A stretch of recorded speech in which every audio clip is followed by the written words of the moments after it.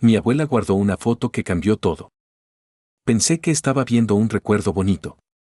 Resultó ser la puerta a un secreto que nadie quería tocar. Tenía 30 y tantos cuando mi mamá, mis tíos y yo limpiamos la casa de mis abuelos para venderla, porque ya habían fallecido los dos con pocos meses de diferencia. Era esa clase de día donde hueles a polvo viejo, a madera guardada y a tristeza que se intenta disfrazar de eficiencia. La casa estaba en un barrio tranquilo de Loma Serena, con paredes llenas de cuadros que yo había visto toda mi vida. Mi mamá decía que lo mejor era ir habitación por habitación, hacer pilas de donar, tirar y guardar, y no clavarnos en la nostalgia, pero cada objeto te jalaba tantito. En la sala había un collage enmarcado, de esos con varias fotos pegadas sobre una cartulina. Yo siempre había jurado que una de las fotos era de una prima lejana que casi no veíamos, una niña con sombrerito y sonrisa perfecta, como sacada de una fiesta escolar de los 90. Era tan parte de mi infancia que ni la cuestionaba. No me acuerdo si se me resbaló el marco o si lo quité para limpiarlo, pero la parte trasera se abrió y la cartulina se deslizó. La foto de mi supuesta prima se despegó un poco y, por primera vez en mi vida, vi que no era mi prima, era la foto de stock con la que venía el marco, con esos colores demasiado brillantes y esa cara que no se parece a nadie real. Me reí y dije algo como, no puedo creer que esta señora haya vivido en nuestra pared décadas. Mi mamá soltó una risita nerviosa, uno de mis tíos dijo, clásico de tu abuela, y por un segundo se sintió ligero. Yo seguí revisando las fotos del collage, tratando de acomodarlas de nuevo, y ahí encontré una imagen más antigua, mis abuelos el día de su boda, bien peinados, con esa seriedad elegante de antes. La foto tenía una esquina doblada hacia atrás, como si alguien la hubiera doblado a propósito y luego la hubiera escondido dentro del marco. Al enderezarla con cuidado, apareció un pedazo que nunca se veía cuando el collage estaba colgado, un hombre al lado de ellos, medio fuera de cuadro, con traje oscuro y una sonrisa rara. Yo, intentando mantener el tono de broma, dije, ¿y este tipo quién es? ¿Qué hizo para que lo escondieran? La habitación se quedó quieta, como si alguien hubiera apagado el sonido. Mi tío dejó de mover cajas, mi mamá se quedó mirando el marco como si le estuviera hablando, y mi tía tragó saliva. Nadie se rió. Ese silencio me dio un golpe en el estómago, porque entendí que mi chiste acababa de pisar algo que no era chistoso. Mi mamá dijo bajito, es el esposo de tu tía abuela. Yo sabía que mi abuela tenía una hermana, pero en mi familia casi nunca se hablaba de ella. Mi mamá no me miró a los ojos cuando agregó, él la mató, y después intentó hacerle daño a los niños. Los niños eran parientes míos cercanos, gente que yo veía en reuniones sin entender por qué había temas que nunca se tocaban. Me quedé con el marco en las manos sintiendo que pesaba el doble. De repente recordé cosas sueltas, una vez que pregunté por qué una rama de la familia no venía a las posadas o por qué mi abuela cambiaba de canal si salía una noticia de juicios. Todo encajó con una claridad espantosa, no era que no hubiera historia, era que la habían enterrado. Seguimos limpiando, pero ya no era lo mismo. Cada cajón parecía capaz de contener algo incómodo. En un closet del cuarto de visitas, detrás de manteles y una caja de botones, encontré una caja de documentos viejos, recibos, actas, cartas amarillentas. Yo las estaba separando por curiosidad cuando vi un sobre con membrete de un despacho jurídico y una fecha de hace décadas. Lo abrí pensando que sería algo de la casa o una herencia. Era una carta dirigida a mi abuela, firmada por el abogado defensor de ese hombre. Decía, con un tono formal y agradecido, algo como, agradezco profundamente su apoyo y su ayuda durante la defensa del señor. Incluso mencionaba que su colaboración había sido decisiva para que el caso se entendiera en su contexto. Sentí un frío raro, como si alguien me hubiera echado agua helada en la nuca. Me quedé viendo a mi mamá y le mostré la hoja sin decir nada. Ella la leyó, cerró los ojos un segundo y suspiró. Luego dijo, fue muy raro. Tu abuela era inseparable de su hermana, pero cuando lo arrestaron no paraba de hablar de este pobre hombre y de lo apenada que se sentía por él. Mi tío soltó un, no entiendo, y mi tía se cruzó de brazos, como protegiéndose. Ahí se armó una discusión baja, de esas que se sienten más tensas porque nadie grita. Mi tío decía que eso era traición, que cómo podía ayudar al tipo que destruyó a su hermana. Mi mamá decía que mi abuela estaba en shock, que quizás no podía aceptar lo que había pasado y se aferró a la idea de que él estaba enfermo y no era él. Yo solo pensaba en esa foto doblada, como si alguien hubiera querido borrarlo del recuerdo pero no se atreviera a tirarlo. Pregunté si fue a la cárcel. Mi mamá explicó que lo enviaron a un centro psiquiátrico en lugar de prisión, que el caso se trató como una crisis mental grave y que la familia se dividió por años. No puedo decir que no haya sido un episodio de enfermedad mental que lo dejó fuera de la realidad, pero igual me revolvió el estómago imaginar a mi abuela, la mujer que me hacía chocolate caliente, escribiendo o hablando para ayudar a su defensa. Esa noche, cuando llegué a mi departamento, me quedé mirando fotos familiares en mi celular como si ya no supiera quién era quién. Sentía duelo por mis abuelos, pero también una especie de rabia por la versión recortada de mi infancia.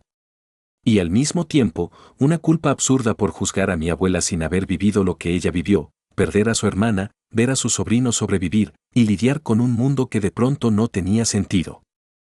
Al final, guardé la carta en una carpeta aparte y le dije a mi mamá que no la tirara, que al menos merecía estar en manos de alguien que entienda el contexto. Ella me pidió que no se lo mencionara a ciertos parientes, porque todavía les duele y porque algunos ni siquiera saben que mi abuela ayudó al abogado. Me quedé con esa sensación amarga, que limpiar una casa no solo es sacar polvo, también es decidir qué verdades se guardan y cuáles se vuelven a doblar para que no se vean. Ahora sigo pensando en ese marco con la foto de stock y me da risa, pero una risa que dura poquito. Es como si mi familia hubiera tenido, colgando en la pared, una mentira inofensiva al lado de una verdad demasiado pesada, y yo nunca lo noté hasta que se cayó la parte trasera. Y lo peor es que, desde entonces, cada vez que alguien dice, de eso no se habla, ya no puedo fingir que no entiendo por qué. ¿Soy yo el que está mal por sentir enojo con mi abuela por ayudar en esa defensa? ¿Debería contarle a mis parientes cercanos sobre la carta o respetar el silencio familiar? ¿Estoy exagerando al pensar que la foto doblada fue un intento deliberado de ocultar la verdad? Respuesta 1. NTA. Puedes entender la enfermedad mental y aún así sentir coraje por la decisión de tu abuela, ambas cosas pueden coexistir. Respuesta 2. Yo no movería esa carta sin hablar primero con tu mamá y medir el daño, a veces revelar la verdad reabre heridas que nunca cerraron. Respuesta 3. El detalle de la foto doblada me rompió, suena a alguien atrapado entre borrar y recordar. Guarda la carta y, si algún día lo hablas, que sea con cuidado y con consentimiento. Mi madre volvió después de 40 años y me dejó peor. Volví del kinder y la casa estaba demasiado silenciosa.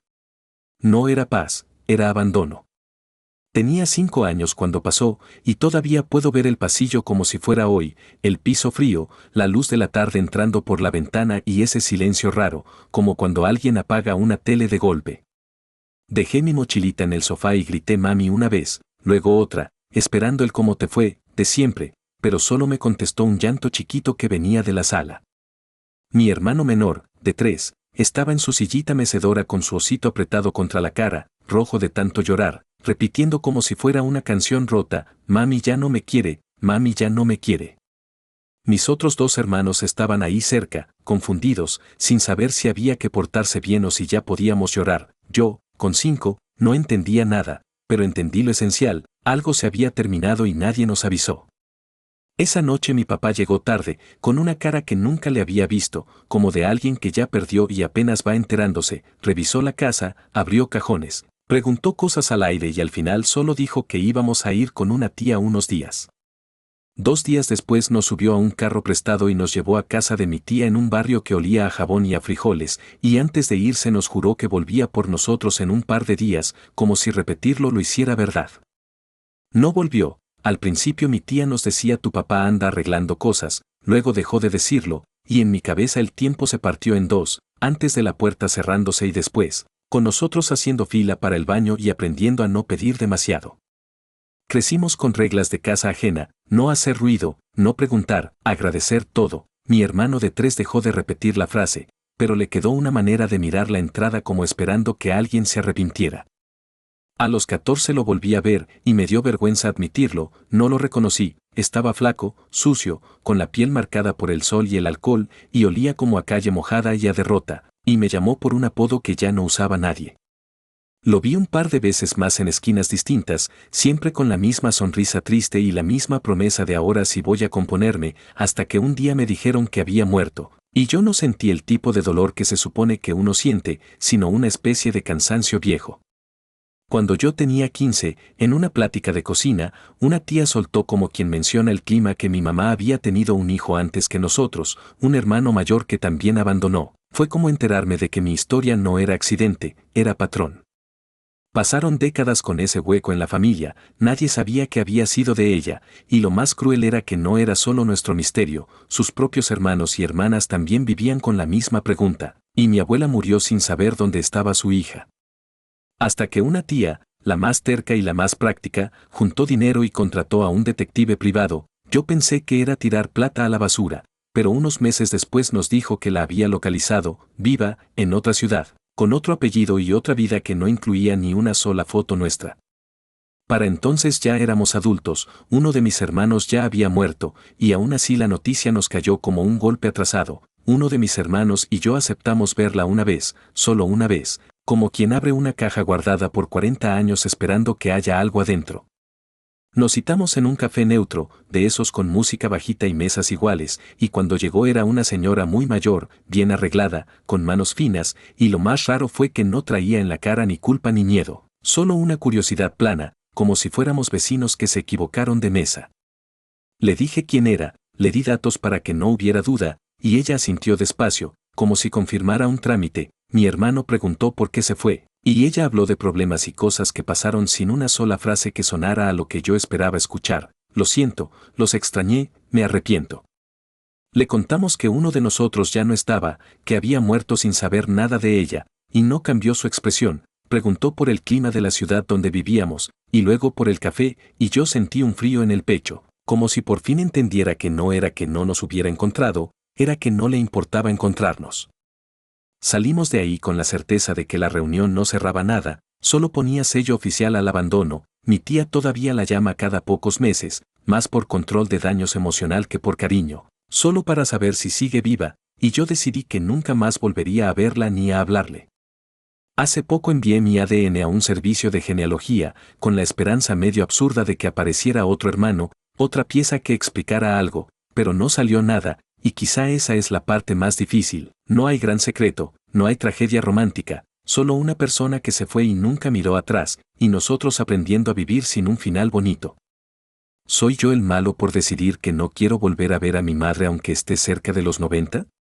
¿Debería cortar también el contacto indirecto y pedirle a mi tía que deje de llamarla, o eso sería egoísta? ¿Está mal que busque familia con pruebas de ADN cuando mi historia con mis padres es tan complicada? Respuesta 1. No le debes una segunda oportunidad a alguien que no mostró ni una pizca de empatía. A veces el cierre es aceptar que no habrá cierre. Respuesta 2. Tu tía está haciendo lo que puede para procesarlo, pero tú puedes poner límites sin sentir culpa.